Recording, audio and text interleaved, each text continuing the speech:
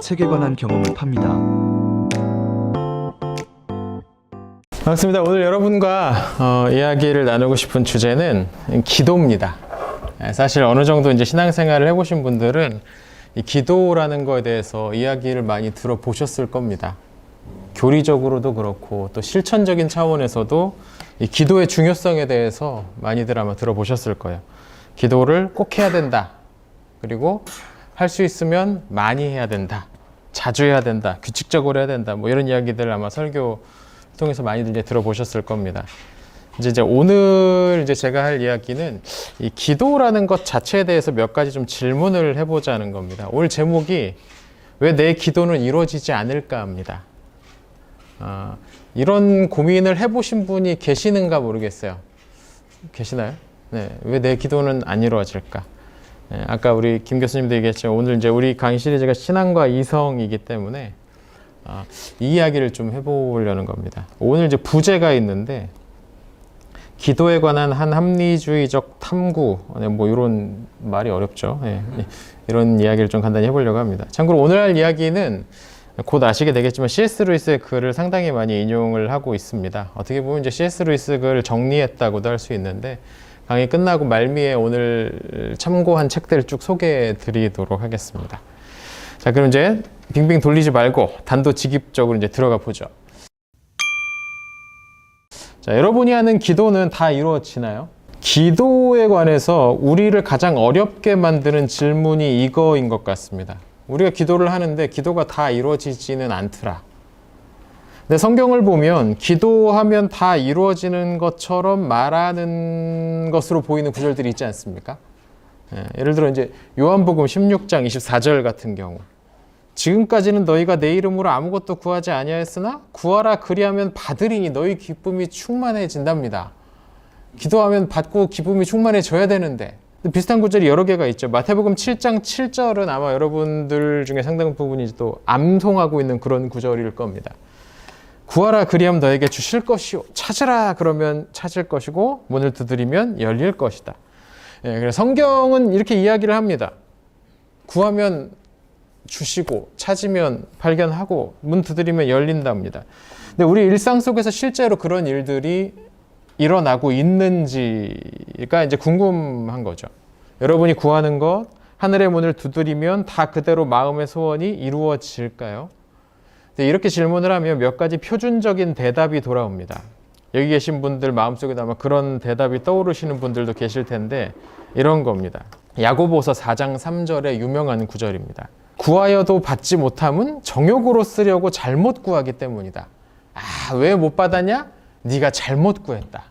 정욕으로 쓰려고 구했기 때문에 하나님께 받지 못한 거다. 우리가 잘못 구하면 하나님이 이루어주지 않으신다라는 거예요. 여기서 이제 정욕으로 번역된 그리스어가 헤도네라는 단어인데 이게 1차적인 의미는 그냥 기쁨입니다. 기쁨.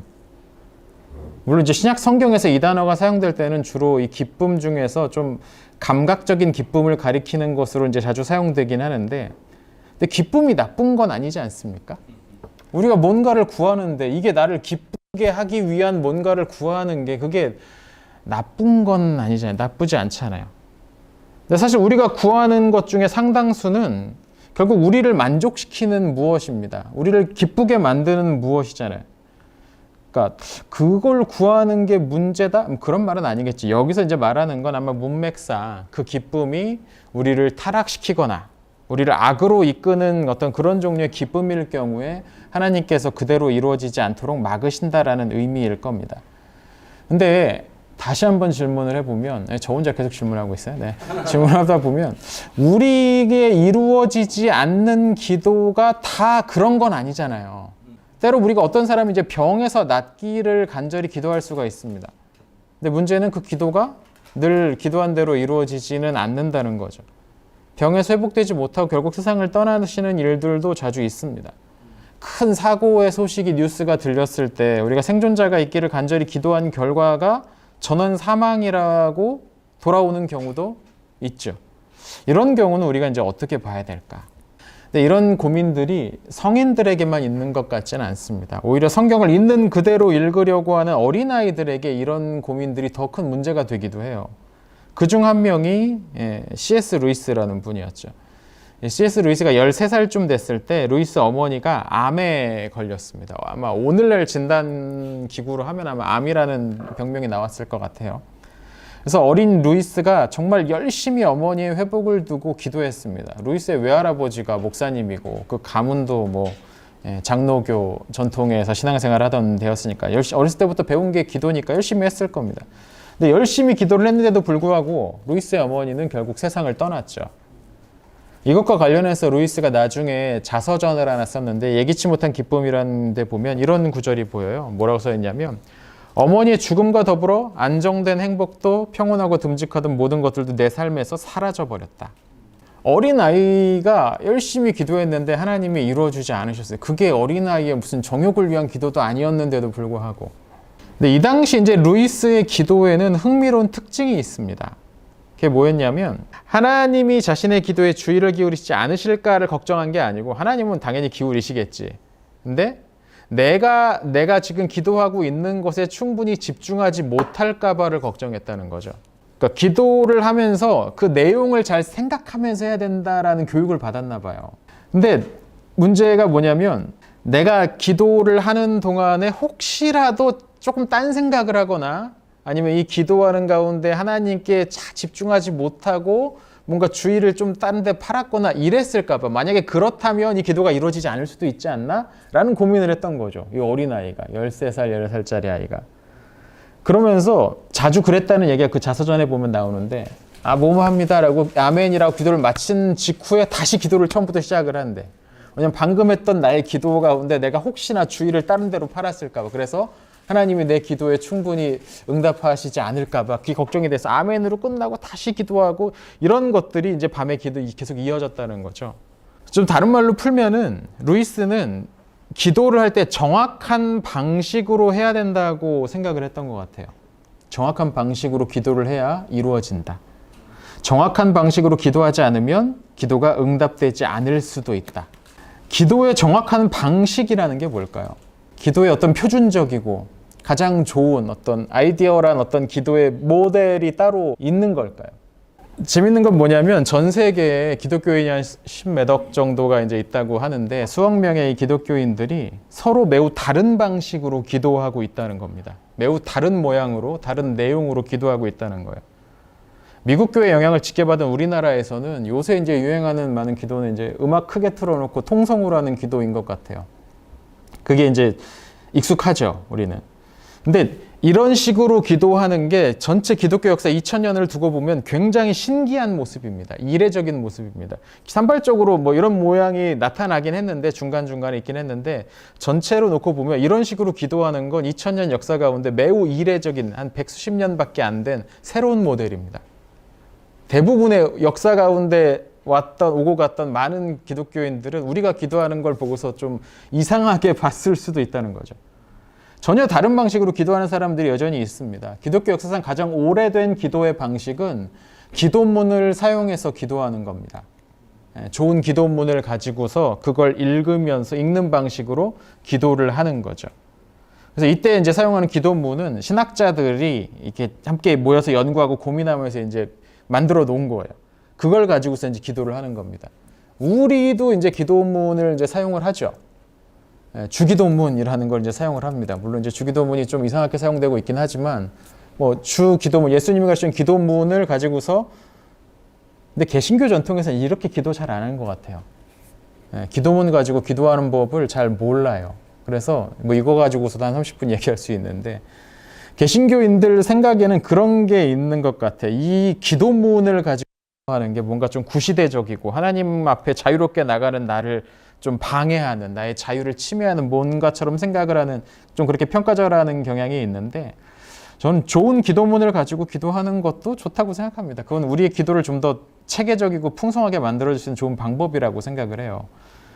또 다른 전통에서는 예를 들면 이제 서아시아 쪽에 기독교가 처음 시작됐던 이 서아시아 쪽에서 깊게 뿌리내리고 있는 정교회라는 정교회 전통에서는 기도하는 말 자체보다 어떤 형식으로 무슨 얘기를 처음에 어디다 대고 하나님을 부르고 뭐 감사를 하고 회개를 하고 뭐 하고 이거 다 많이 들어보셨잖아요.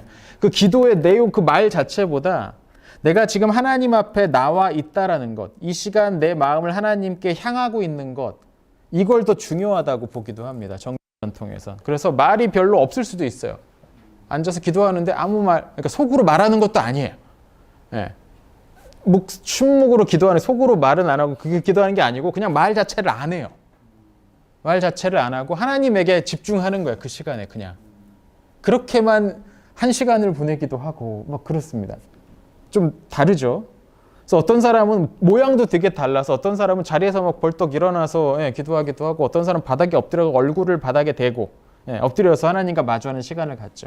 그래서 대체로 정교회 전통에서는 시끄러운 음악은 없고 대신 이제 침묵, 잠잠함, 고요함 이런 것들이 이제 크게 특징적으로 보입니다. 왜 이야기를 길게 풀었냐면 정확하게 기도하는 게 뭐냐는 거예요. 정확하게 기도한다는 게 생각보다 명확하지 않습니다. 우리가 알고 있는 기도의 흔히 공식 같은 것들은 대체로 이제 미국에서 넘어온 것들이거든요. 한 200년 조금 더 된 것 같아요. 그런 비슷한 얘기들이. 기도에는 되게 다양한 모양들이 있습니다. 예수님에게서도 어쩔 때는 기도하실 때 뭐 땀이 뭐 핏방울처럼 쏟아졌다고 하는 간절하게 외친 어떤 그런 종류의 기도를 하시기도 하셨고 어떨 때는 그냥 새벽에 나가서 조용하게 기도하셨던 것 같기도 하거든요. 우리가 하는 기도의 내용이 무엇인지를 생각하면서 기도하는 건 중요합니다. 근데 우리가 기도하면서 발음했던 어떤 개념의 정확한 이해가 없다고 해서 그 기도가 받아들여지지 않고 응답되지 않는다라는 건 아닙니다. 내가 무슨 말로 기도하는지 잘 모를 수 있어요. 그럴 수도 있어요. 뭐 여러 가지 이유로. 그렇다고 해서 하나님이 응답을 안 해준다? 이렇게 생각하는 건 좀 무리인 거죠. 왜냐하면 그렇게 하면 우리는 도무지 기도를 할 수가 없을 겁니다. 왜냐하면 우리의 부주의함이나 또는 우리가 미처 놓친 어떤 의미가 내가 한 기도에 담겨 있을 수도 있잖아요. 나는 아무런 의미 없이 어떤 단어를 이야기했는데 사실 그 단어가 가지고 있는 역사적이고 문화적이고 사회적인 어떤 맥락이 따로 있었을 수도 있잖아요. 그럼 내가 한 기도가 완전 다른 식으로도 해석될 수 있다는 거 아닙니까? 하나님은 그것도 아시겠죠. 우리가 부주의하게 뭔가를 놓치거나 쓸데없는 얘기를 덧붙였거나 우리의 본심을 하나님께서 모르시겠습니까? 하나님이 말꼬투리 잡는 데 시간 쓰실 것 같지는 않으니까요. 한 가지만 더 이제 우리의 기도가 응답되지 않는다고 흔히들 이야기하는 경우를 얘기해 보면 어떤 분들은 믿음이 문제라고 봅니다. 믿음을 가지고 기도를 하면 이루어지는데 네 믿음이 약해서 기도가 이루어지지 않는 거다. 성경을 보면 정말로 그런 것 같기도 합니다. 왜냐하면 마태복음 9장 22절을 보면은 예수님이 오랜 혈루증 때문에 괴로워하던 여인이 이제 치유가 됐을 때 네 믿음이 너를 구원하였다라고 말씀하시거든요. 또 마태복음 21장 21절에서도 예수님이 너희 만약에 믿음이 있고 의심하지 않으면 이 산을 들어서 저희 바다에 던져지라고 해도 그대로 될 거다라고 말씀을 하십니다. 믿음이 중요한 것 같습니다. 근데 여기서 가져야 되는 믿음이라는 게 뭘까요? 어떤 믿음일까요? 뭘 믿으라는 걸까요? 내가 기도하는 내용이 반드시 이루어질 거라는 믿음을 말하는 걸까요? 아니면 하나님이 이 기도를 이루어 주실 거라는 믿음? 어떤 믿음일까요? 저는 어떤 강한 믿음을 가지신 분들도 산을 옮겼다는 말을 아직까지 들어본 적은 없습니다. 비유적으로 뭐 산을 옮기는 것처럼 엄청난 일을 하신 분들은 계시지만요. 그러니까 요약을 하자면 우리는 이제 기도가 이루어지지 않는 이유로 정욕으로 쓰려고 잘못 구했다거나 기도의 바른 형식을 갖추지 못해서 그런 얘기도 하시면 기도할 때 반드시 말씀으로 하는 기도를 해야 된다. 이게 뭔 말입니까? 성경 구절을 계속 인용을 하면서 기도를 해야 된다는 거예요. 저는 그건 기도의 방향을 잡아주는 좋은 장치라고 생각을 해요. 근데 그렇게 하면 조금 이루어지는 퍼센테이지가 높아지고 그렇게 안 하면 낮아지고 하는 건 아니잖아요. 기도를 하는 데 있어서 우리의 믿음이 부족해서 기도가 이루어지지 않는다. 이런 식으로 기도가 이루어지지 않는 이유에 대해 사람들이 생각을 하는 것 같습니다. 근데 방금 말씀드린 이 세 가지 이유의 공통점이 하나가 있는데 이게 뭐냐면 이 기도 응답의 핵심을 우리의 상태, 우리의 자격, 우리의 노력에 두고 있다는 거죠. 내가 뭔가 문제가 있어서 그렇게 된다. 왜 그러는지도 알 것 같습니다. 짐작은 갑니다. 기도가 이루어지지 않는데 이걸 하나님 책임으로 돌리면 안 되니까 우리 책임으로 돌려야지. 이런 경건한 의도로 만들어낸 생각일지도 모르겠습니다. 근데 동기는 경건한데 저는 이렇게 뭔가를 정확하게 제대로 해야 그 효과가 나타나는 특별한 행위를 가리키는 단어를 알고 있습니다. 적어도 그 단어는 기도는 아니고요. 주문이라고 부릅니다. 우린 그런 걸. 주문이란 정확한 순서와 내용, 형식을 따라서 해야 효력이 나타나는 겁니다. 물론 실제로 그런 게 있다면요. 실제로 그런 게 있다는 말이 아니고. 근데 기도는 주문이 아니죠. 그걸 할 때 우리의 마음에 나를 위한 즐거움이 전혀 들어가지 않아야만 한다거나 믿음의 크기에 따라서 효력이 달라진다고 말할 수 없을 것 같습니다. 우리 주님하고 십자가에 같이 달렸던 주님은 한마디의 기도 요청으로 주님과 함께 낙원에 있게 되지 않았습니까? 그가 뭔가 엄청난 믿음을 가지고 정확한 기도의 순서를 가지고 한 거는 아니잖아요. 여기서 잠시 기도의 효력은 그럼 어떻게 증명할 수 있을까라는 질문을 한번 좀 생각을 해보죠. C.S. 루이스가 말년에 쓴 글들을 모은 책 중에 세상의 마지막 밤이라는 책이 있습니다. 거기에 보면 1장이 기도의 효력이라는 장인데 여기 보니까 C.S. 루이스가 당시 신문에 실렸던 것 같은 재미있는 실험을 하나 인용을 합니다. 어떤 거냐면 A 병원과 B 병원이 있습니다. 근데 6주에 걸쳐서 한 무리의 사람들이 A 병원에 입원한 모든 환자들을 위해서 열심히 기도하는 겁니다. 대신 B 병원에 입원한 환자들을 위해서는 기도를 하지 않는 거예요. 자, 이제 뭔가 실험인 것처럼 보이죠? 그리고 6주가 지난 다음에 A 병원의 환자가 B 병원의 환자보다 완치율이 높았는지를 보면 기도의 효과를 우리가 알 수 있지 않을까라는 실험을 당시에 사람들이 했던 것 같습니다. 신문에 나왔다니까. 그리고 이게 한 번으로 하면 이제 변수가 있을 수 있으니까 비슷한 실험을 여러 번 반복하면 변수도 점점 줄어들고 어떤 객관성을 확보할 수 있지 않겠느냐라는 논리였던 것 같아요. 이게 100년 전에 했던 실험인데 이런 비슷한 이야기를 오늘날에도 이제 가끔 들을 수가 있습니다. 루이스가 이 실험에 대해서 이렇게 이야기합니다. 이 실험은 불가능한 걸 요구하고 있다라고 이야기합니다. 무슨 말이냐면 우리가 어떤 병든 사람을 위해서 기도할 수 있죠. 그건 좋은 목적이잖아요. 적어도 내 정욕을 만족시키기 위한 기도는 아니니까. 근데 물론 그 사람이 이제 내가 사랑하는 사람일 경우는 있겠습니다. 그러면 이제 그 사람이 회복되는 게 나를 위해서 좋은 것이기도 하겠지만 아무튼 근데 이 실험에서는 자기가 직접 관계가 없는 사람들이 모여서 기도하는 겁니다. 근데 문제는 뭐냐면 이 사람들이 기도의 동기가 정말로 그 아픈 사람의 회복을 위한 것이냐? 그게 아니고 무슨 일이 생기는지 한번 하는 생각으로 기도하는 거라는 거예요. 기도의 진짜 목적과 명목상의 목적이 다르다는 거죠. 명목상의 목적은 환자가 낫기를 기도하는 거지만 그들의 진짜 목적은, 이 실험의 진짜 목적은 누가 어떤 일이 일어나는지 한번 보자라는 거였잖아요. 그러니까 루이스는 그건 진짜 기도일 수 없다고 이야기합니다. 어떻게 되는지 한번 보자라는 식으로 해석하는 기도는 진짜가 아니라는 거죠.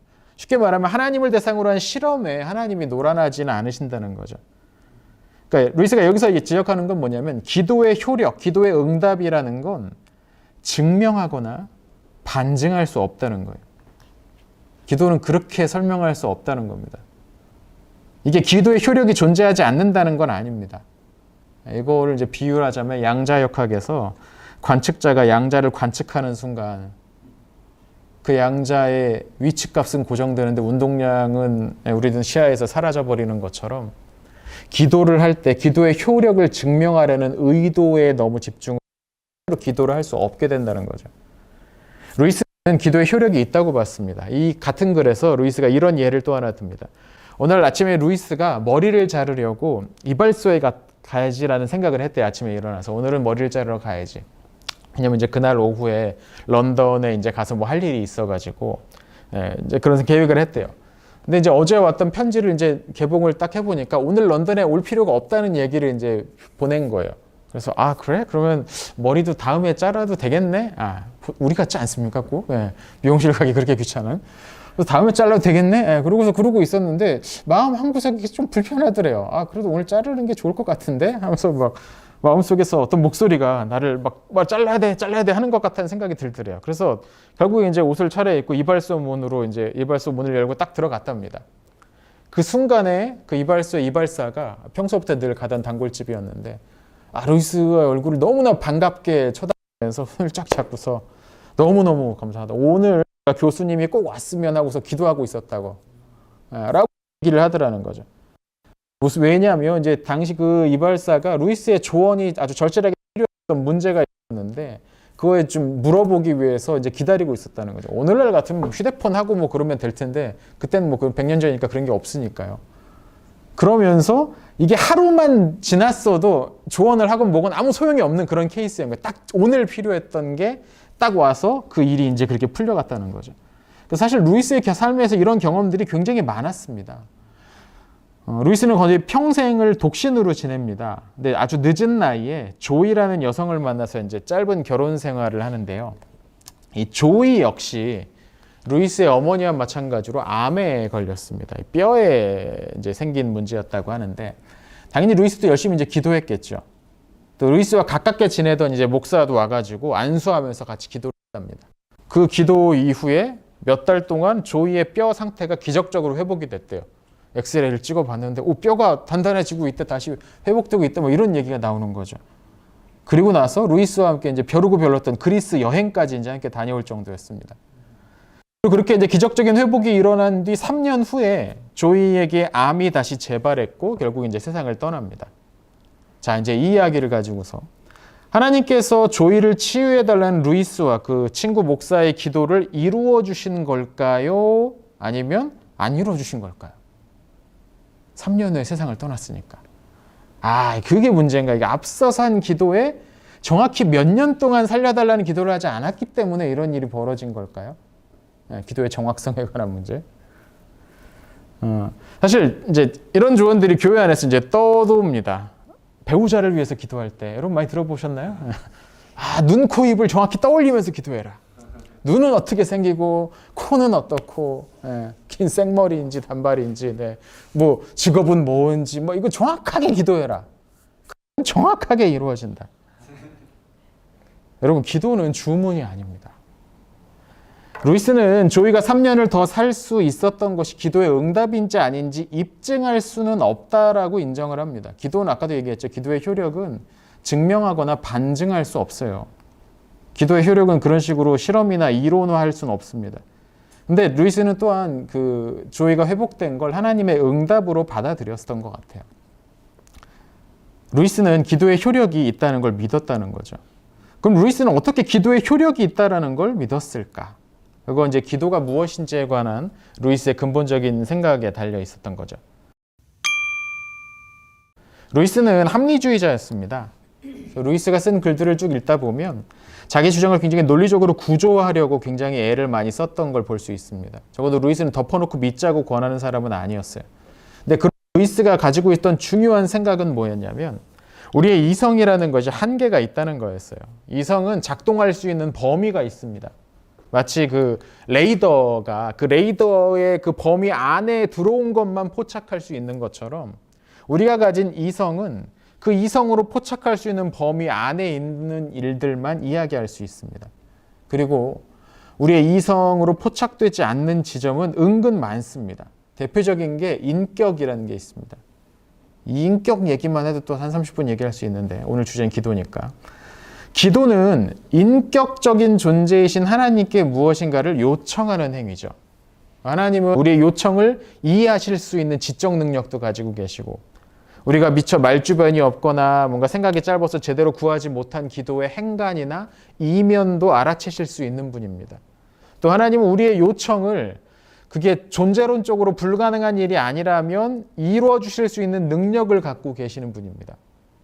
그러니까 존재론적으로 불가능하다는 말은 내 모서리가 둥근 정사각형을 만들어주세요 뭐 이런 요청입니다. 존재론적으로 불가능한 거니까 그런 건 이제 이루어지지 않겠지만 근데 하나님께 우리가 그 요청을 한다라는 건 요구하는 것과는 다릅니다. 한 글자 차이인데 굉장히 두 개는 다른 이야기입니다. 요구는 내가 하는 무엇을 상대방이 반드시 그것에 따르도록 하는 겁니다. 근데 기도는 요청 쪽에 가깝습니다. 요청은 들어줄 수도 있고 들어주지 않을 수도 있죠. 이걸 전제하는 거죠. 때로 상대는 어떤 이유로 내 요청을 거절할 수도 있습니다. 그런 걸 경험을 할 때 우리는 뭘 깨닫냐면 내가 지금 요청하고 있는 이 상대가 나와는 독립적인 존재라는 걸 인식하게 되는 거죠. 인격적인 존재라는 게 그렇습니다. 여기 계신 많은 분들이 이제 자녀를 키우고 계실 텐데 여러분이 내가 난 자녀인데도 얘들이 내 뜻대로 움직이지 않는다는 걸 많이 경험하지 않으십니까? 수도 없이 경험하시지 않습니까?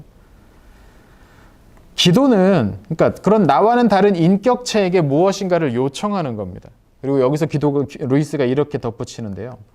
무한히 지혜로운 존재가 유한하고 어리석은 피조물들의 요청에 귀를 기울인다면 당연히 그는 요청을 들어주기도 하고 거절하기도 할 것이다 라고 이야기합니다. 어떤 인격적인 존재에게 우리가 무엇인가를 요청했을 때 그 결과로 요청한 것을 받는 일, 이 과정을 과학적으로 확실하게 증명하는 건 어렵습니다. 왜 어렵냐면 지금 이 일에는 두 인격이 만나고 있거든요.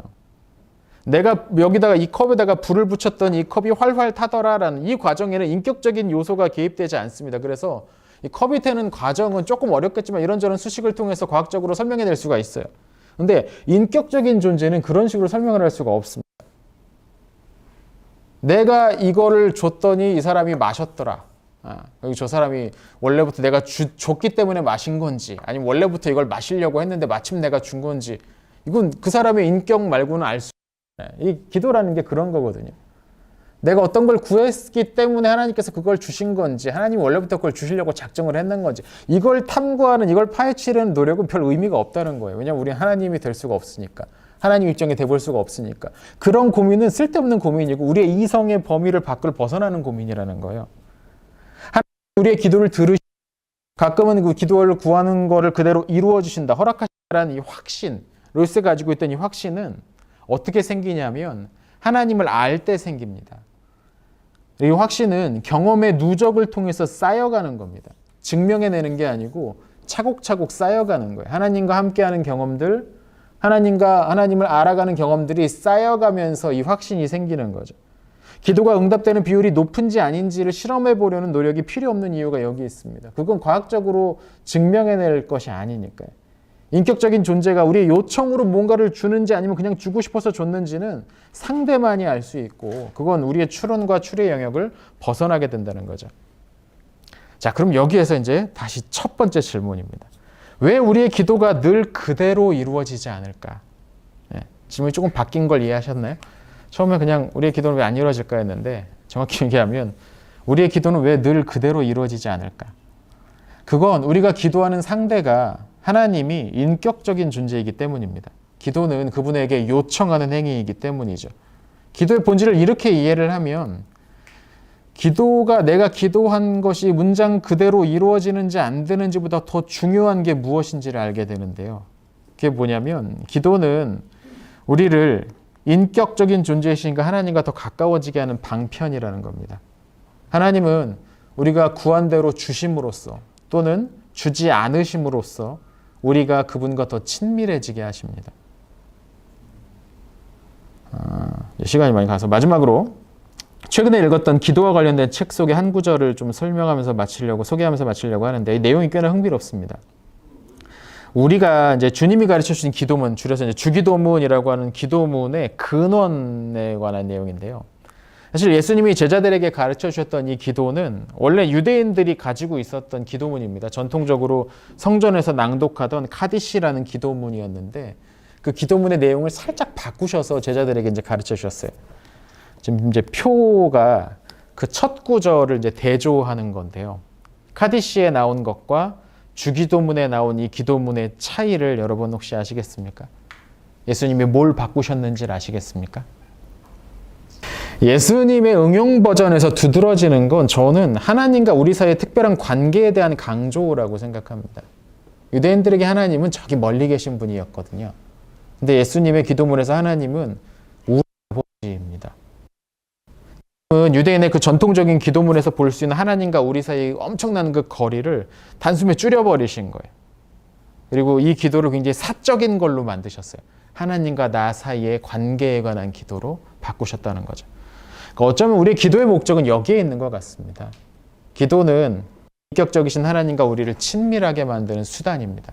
때로 하나님이 우리의 요청에 응답하시기도 하시고 때로는 거절하시기도 하시죠. 근데 중요한 건 응답이냐 거절이냐 어떤 게 더 높냐 어떻게 하면 더 응답을 많이 받을 수 있느냐를 고민하는 게 아니라는 거죠. 우리가 집중해야 될 건 효력이니 응답이니 하는 것들은 하나님과 인격적으로 가까워지기 위한 이 주 목적을 북돋기 위한 서브 컨텐츠인 겁니다. 이 서브 컨텐츠에 너무 집중하지 말아야 된다는 거죠. 오늘 강의는 여기까지입니다. 감사합니다.